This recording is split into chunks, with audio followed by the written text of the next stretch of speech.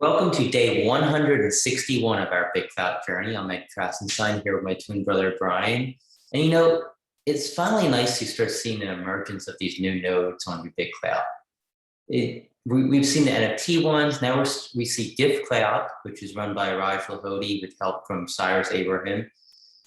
GiftClout's another node that, has come about, and they're kind of making changes, so it's not exactly like BitClout.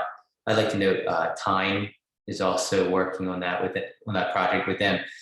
It's really cool. Like, so you check out GiftClout, you check out the Not Show Average node, which is really cool. You check out Time's node, and there's several others, and they all have something a little bit different about them, which make them unique. And I really do like what Raj and Cyrus are doing on the GiftClout node, because it's kind of making it more of like a gift economy, like change instead of diamonds, you give gifts.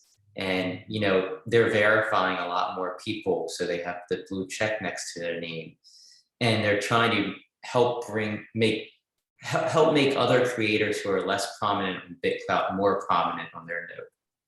Yeah, and I think it's really important that we see these new nodes spring up. It's been 6 months, and there really hasn't been a ton of work on nodes. There hasn't been any real example of these alternate nodes until probably the last few weeks that things had begun changing. And I think the most important part about BitClout, other than of course it being decentralized, is the fact that you have the ability for these other nodes to pull the data from the blockchain and create their own social media platform.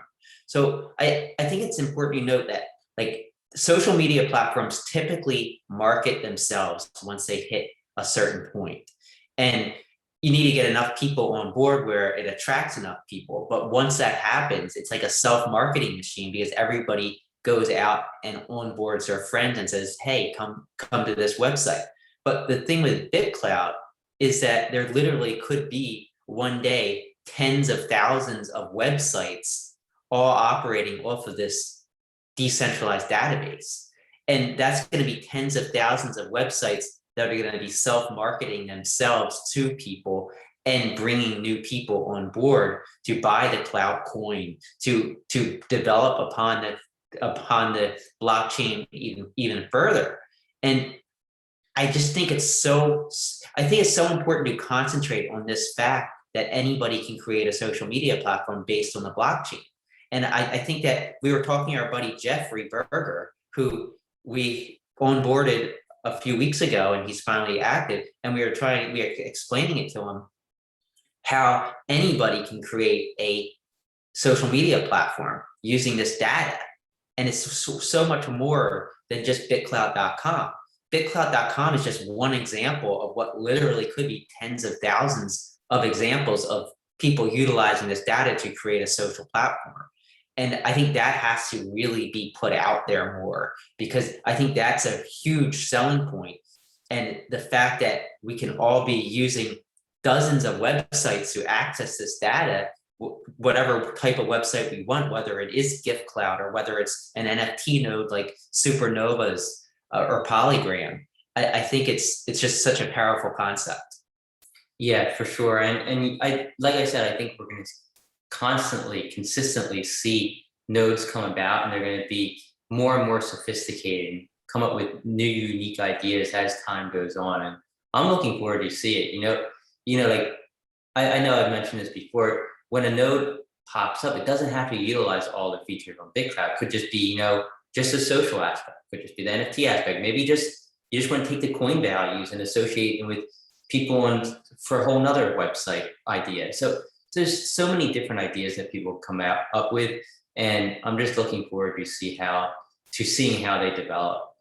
Exactly. Any major social media platform you can think of, whether it's Facebook or LinkedIn or Instagram or even like these sub niche social media platforms, there could be similar sites built around this blockchain just using the data. And I think we're going to eventually see a lot of that happening.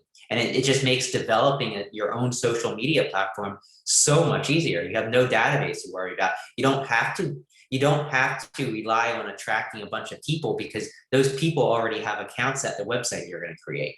Exactly. So let's move on. We did see a little bit of an update over the last couple of days. There's a new share feature. It's not yet available on Chrome, but it is available in Safari. And iOS and Android. This feature was developed by M. Van Halen. He's the guy who we're working on Check BitClout with. And he actually submitted it through the SIPs on GitHub, and it's been approved, and it's showing up on Safari now. So, I mean, M. Van Halen deserves a whole lot of credit for this, and it's great to start seeing some other development that's taking place by developers who aren't part of the core team. And this, I don't know, this is one of the first. I think there's a few others like with the color designs, but this is one of the first actual changes thanks to an outside developer. And that's what Pine actually posted about this earlier today or last night as well. Yeah, and that's what's so great about the GitHub and the fact that this is open source is that anybody can provide code to the entire community, and it could be adopted and utilized across the entire blockchain. So good job, M. Van Halen. Good job to all the developers who are working on creative ways to kind of utilize this data. I think it's incredible. Yeah, and I'd just like to mention that we're also working with M. Van Halen to create another NFT node.